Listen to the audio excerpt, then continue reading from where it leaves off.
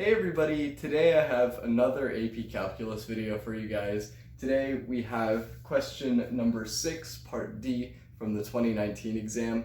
I already did question 6, part C in a separate video, but part D is also pretty cool, so we'll get into this one.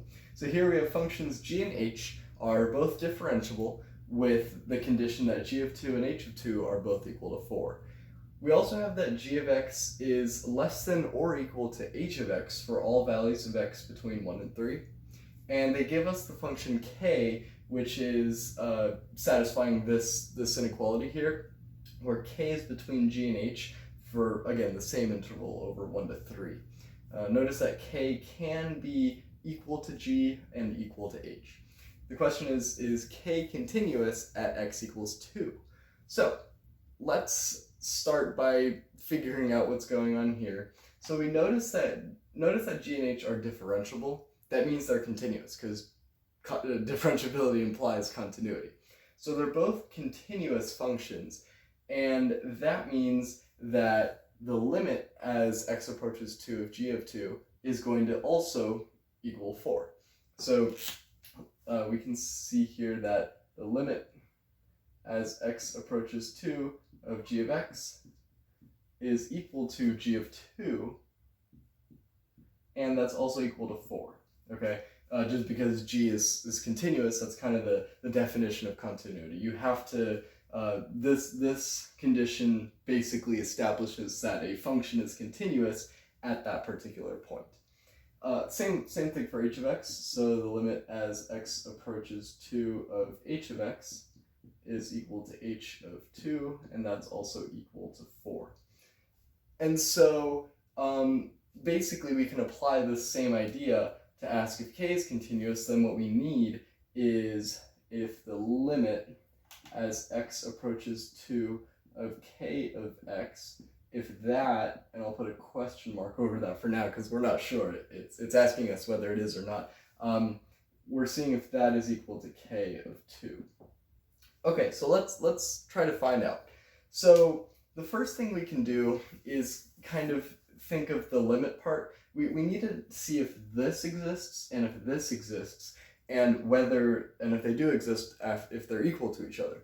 So the first part, the limit. So we can actually use the squeeze theorem in this case. So I'll put that over here. So this is a squeeze theorem. It goes by other names like the sandwich theorem or whatever, but this is what College Board calls it, so I'm just going to stick with that.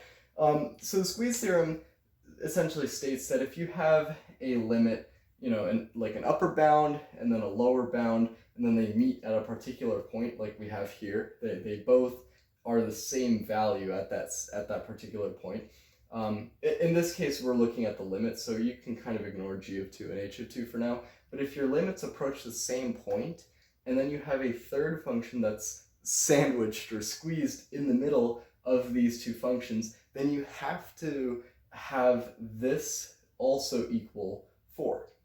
So in this case, yes, we have that this is equal to 4. So I'm just going to put this over here for now. So by the squeeze theorem, we have that the limit as x approaches 2 of k of x equals 4. And I can draw a little picture just for illustration purposes, if that helps. So 1, 2, 3, and then over here I'll put the value 4. No other y values matter. But here we have that, this point 2, 4, that's g of 2 and h of 2, and it doesn't really matter. We don't necessarily know what the functions look like exactly, but all we know is that h of x has to be greater than or equal to g of x for every point on that interval. So let's say h of x looks, let me actually make it go through the point. So let's say h of x looks something like this over that interval, so that's h. G might look something like this. It has to pass through that point, and it can do whatever it wants as long as it's below h. So then k might be something like, it could go through here as long as it's under there, and then do something like this, so we can put k there. So we don't know exactly what's going on, but this might be an idea of what may be happening with the function.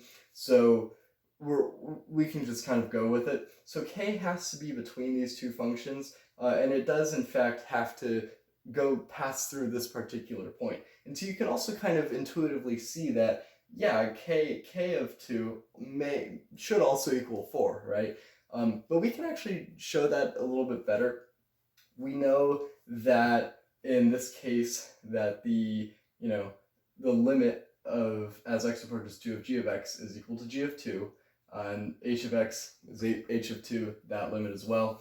So what we can say here is that g of 2 is less than k of 2, and that's less than h of 2, just by this inequality. Because 2 is between 1 and 3, then that holds. So this has to be true. And we know that g of 2 and h of 2 are both equal to 4.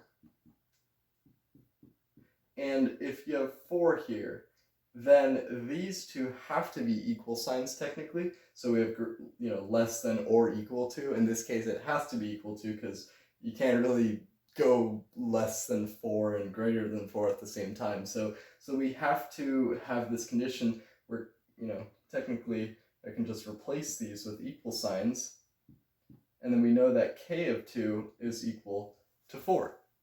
So basically we established this, so I can erase this now. We established that this exists, they're both equal to 4, so that means they're equal to each other, and that means that k is continuous at x equals 2.